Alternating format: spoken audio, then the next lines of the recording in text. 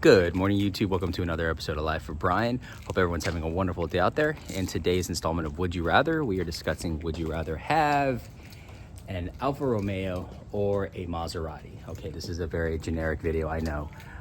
But we are with my 2018 Maserati Gran Turismo MC and the 2019 Giulia Quadrifoglio. So, obviously different cars. One's a sedan, one's a Grand Tour coupe, if you will.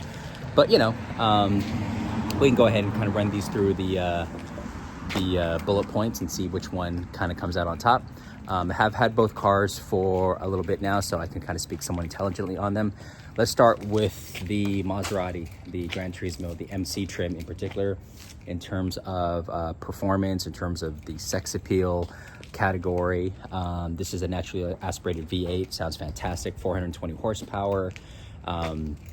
Looks wise, I think it's aged very well. I like the hood on the MC trim. I also like the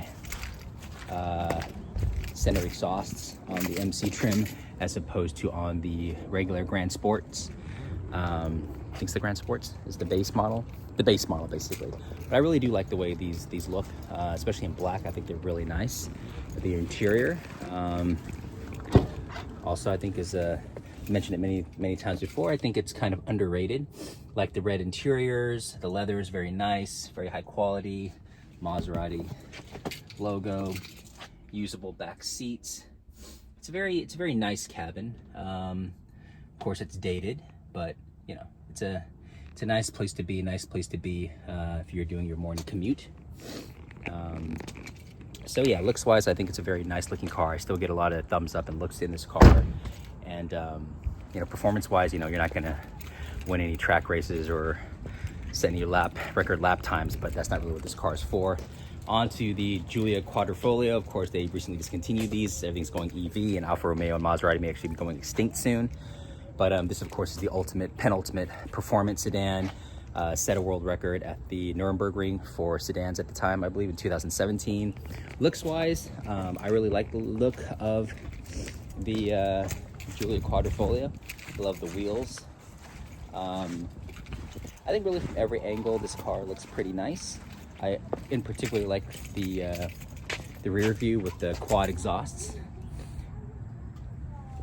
I like the kind of carbon fiber trunk lip spoiler there. It's a very nice looking car. I think it's a lot better looking than the M3 in my personal opinion.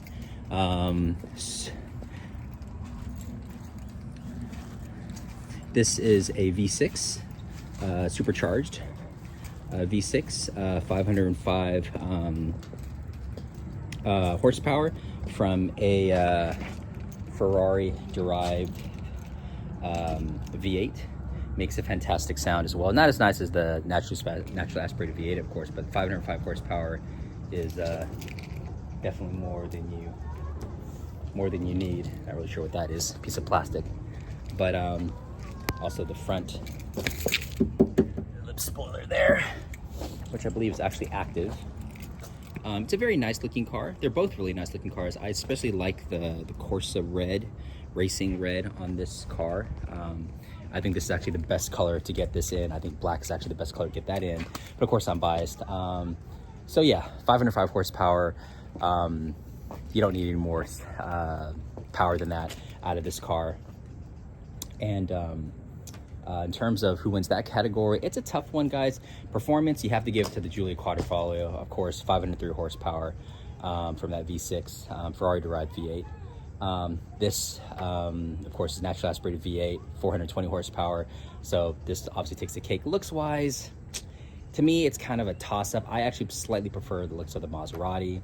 So if I had to give it to one of the cars, I'd have to give it to the Giulia Quadrifoglio, just because from a performance standpoint, it's just that much better than this Maserati. Okay, on to the second category, which is reliability, usability. So this car, obviously, is very usable. My kids are in the car. Hello. Hello. This car is But insane. it's also a very nice cabin. Forgot to mention the interior. But the good thing about this car is, of course, you have the 4 doors. A very usable back space.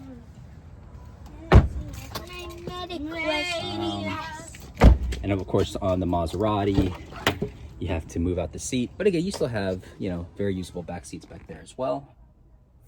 From a usability standpoint, the Giulia Quadrifoglio takes it hands down. From a reliability standpoint, that's a different matter. So I have not had any issues with this particular car. The car that preceded it had 2 bad engines. So in terms of the brand as general brand as a whole, I don't trust Alfa Romeo. Maserati, I've heard a lot of issues with, a lot of problems with. I have not had any issues with this car. This car was well sorted out, very well maintained by the previous owner. Shout out to Bruce. He did a fantastic job maintaining it, getting all the maintenance done. So I've had no issues whatsoever with this car. With this car, I have not had any issues either, but the one that had, the 2017 that I had a ton of issues, in particular, 2 bad engines. So in terms of practicality, usability, have to give it again to the Quadrifoglio just because of the extra doors. It's in and out, easy to access, easy to use. In terms of reliability, I'd have to give to the Maserati because I've just had no issues with this car. But then I have no issues with that car either, but the one before it had tons of issues. So far it's a draw between the 2 cars.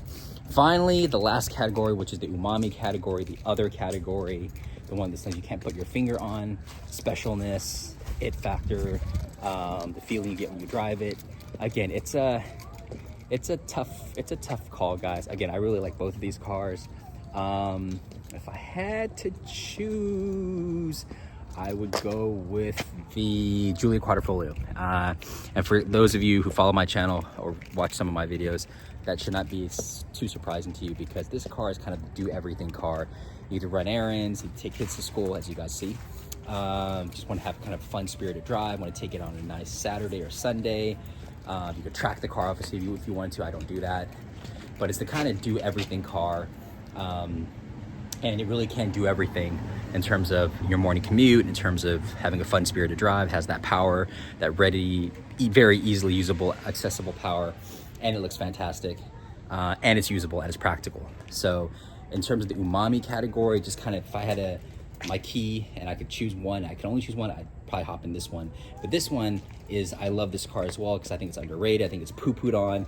I actually don't get to drive this car as much as I'd like to, which is why I'm getting it now. But it's a fantastic car. I love this car as well. But if I absolutely had to choose, I would choose the Quadrifoglio in the umami category because again, it checks so many of those boxes in terms of usability, practicality, and fun factor. So just want to shoot a quick video, guys, because I am picking up the Maserati this morning. But let me know what you guys think. Do you have the cars? Which one do you like? Which one do you prefer? Which one would you pick over the other? They're both great cars. They both may be extinct brands very soon. Stellantis is bleeding money, hemorrhaging money with both brands. So looks like Lamborghini and Ferrari may be the only main Italian exotic brands left in the US very soon. But until that time, enjoy these. Hope you guys like the video. Give it a thumbs up, comment below, like, subscribe. Please support the channel. Hope to catch you guys in the next video. Take care. Bye-bye.